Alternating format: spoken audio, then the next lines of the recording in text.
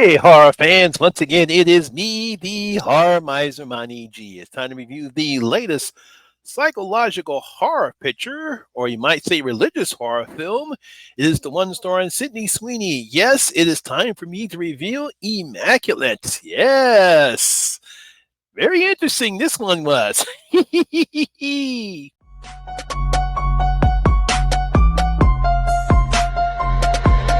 ready for this?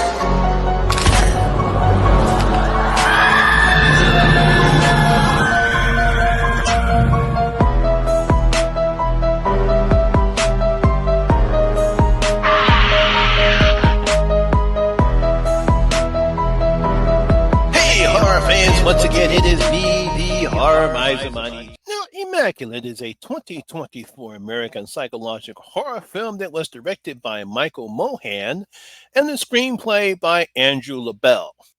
Now, the film stars Sydney Sweeney, Alvato Morty, Bernadetta Porcharcali, I believe I pronounced her name right, and Dora Romano. Now, in this film, Cecilia, a woman of devout faith, is warmly welcomed to a picture perfect Italian countryside where she is offered a new role at an industrialist convent. However, it becomes clear to Cecilia that her new home harbors dark and horrifying secrets, and horrifying that they are. Now, horror fans, as I stated in my review of The First Omen, I actually find it fascinating when horror filmmakers use religion as the basis of their film, but it's not the possession exorcist plot. We've seen that plot used too many times. Although religion is in the film, it's mainly a possession exorcist film. This, what I'm referring to, is just simply a film that uses religion as the basis of the story. You see, horror films such as The First Omen and others like them deal with good versus evil, God versus the devil, where innocent people get caught up in a conspiracy, mainly from the church or from other people, for nefarious reasons. They have dark intentions. Their intentions may be something pleasant. Their intentions may be something terrible, but that's what we deal with in films such as The First Omen and Immaculate. And that's what we have here in American film director Michael Moran's latest project, the psychological horror film called Immaculate. Now, after a brief prologue, we're introduced to Sister Cecilia, who's been invited to join a convent that tends to dying nuns during their last days. Pretty good work. Now, after taking her vow, she befriends a nun named Sister Gwen and starts to see weird things, such as an elderly nun having scars on her feet in the shape of crosses. Something weird is going on here. She doesn't know what it is yet. Cecilia also starts having these weird visions and weird stuff happening to her that eventually leads to a startling discovery of her own and for the entire convent. That's kind of what the film basically is. I won't reveal what that discovery is because that's the main part of the film. I'm pretty sure people who have seen the film know what I'm talking about. Now, I must really give Michael Mohan and his team credit for creating a complex and very compelling horror film. This is very, very good. Now, first off, the film looks very beautiful and creepy at the same time, as they take full advantage of the location where the film is shot at. There are parts of the area that are filled with bright colors and bright light. Everything is very happy and joyous. We see all the nuns, doing their chores that they are, and they're taking care of all the elderly nuns, possibly showing the light side of the convent.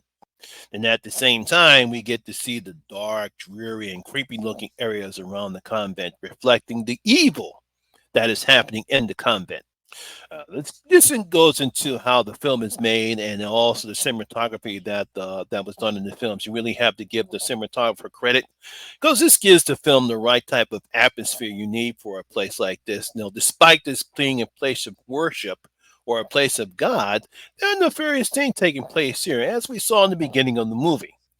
I also like that the script that screenwriter Andrew LaBelle has given us, as it is something different that we don't see in horror films with a premise like this. It's totally different because normally when you see a premise like this, it always has to do something with something evil or demons. This film has nothing to do with that. It's just a very complex, a very weird, and a very nefarious thing that is happening to Cecilia here. Now, while the reasons may be noble for the motivation that was happening here at the convent, as I stated before, they're still evil and cruel. I mean, why do this? Now, the film is paced quite nicely together. It's only 89 minutes long, but everything flows together in a way that keeps the audience engaged to what's happening to everyone in the film. Everything flows through nicely. You know, we see Cecile get to the convent. We get to see her relationship with Sister Gwen, how she gets along with the other nuns. And then, unfortunately, then we see that discovery happens. Everything just flows at a nicely paced nice and placed way, so we don't the audience stays engaged, which is something good because you can have a fast-paced film, but you miss things. But they did a great job in how greatly this film is paced, but it keeps the audience engaged. Now, as far as for Sydney Sweeney, who known for her performance in the HBO series Euphoria, she's very good here as Cecilia in this particular film. I'm pretty sure some people are probably a little bit nervous seeing her playing a nun as opposed to some of the other characters she's played in other films, but she actually is pretty good in this particular film. I mean, she plays Cecilia as a devoted nun, something that we learn about her background and the reason why she had decided to give herself to God. She's very nice. She's very ready to take on her duties, willing to help others out. Like I said, we have that good relationship with Sister Gwen, and she actually gets along with some of the elder nuns that that are in her care.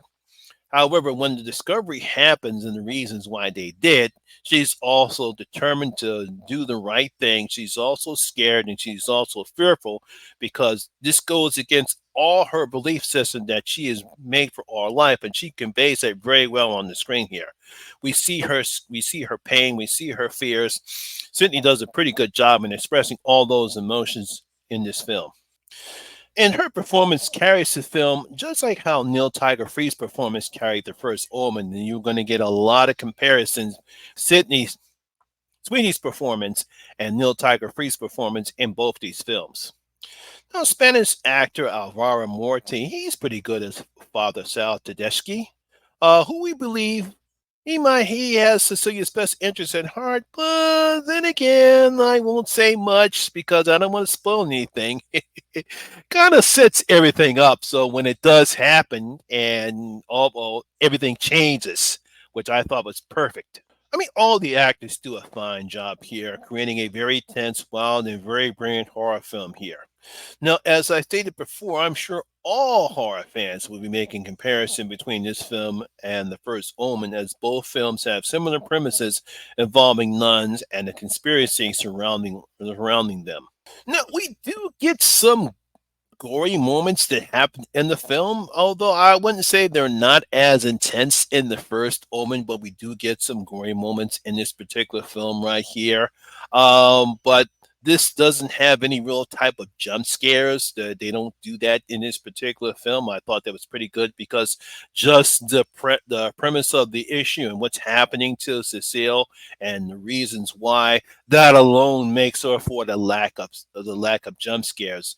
What happens, especially in the third act of the film, really should bring everything home in this particular film. Now, of course, yeah, that's gonna this is pretty interesting, especially what happens at the last part of the film, which I won't reveal here. But yeah, I really did enjoy this particular film.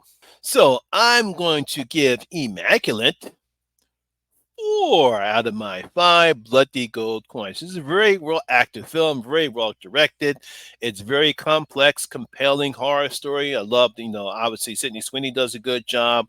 Excellent story, man. Very nicely paced. This is a very great horror film. And I wouldn't be surprised to see this on my top 5 horror films of the year. As a matter of fact, as I stated already in some social media outlets, I believe this and The First Omen are the 2 top best films of 2024 so far.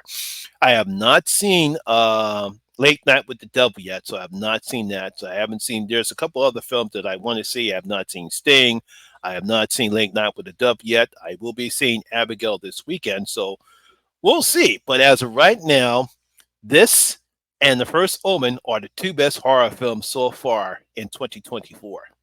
So there you have it, guys. That is my review of Immaculate. I hope you guys did enjoy it. If you did, please give me a thumbs up, like, and share. It really helps out with that YouTube algorithm. Have you seen Immaculate? What do you thought about this particular film? Leave your comments in your comment section below and tell you thought about the film. Also, if you're new here, please hit that subscribe button, ring that notification bell. That way, we notify anytime when I put a new video such as this one. Once again, my name is Lamont Smith, better known as the Horror Miser Monty G, and always remember that horror rules. And I see you in my next video. Y'all guys stay safe out there.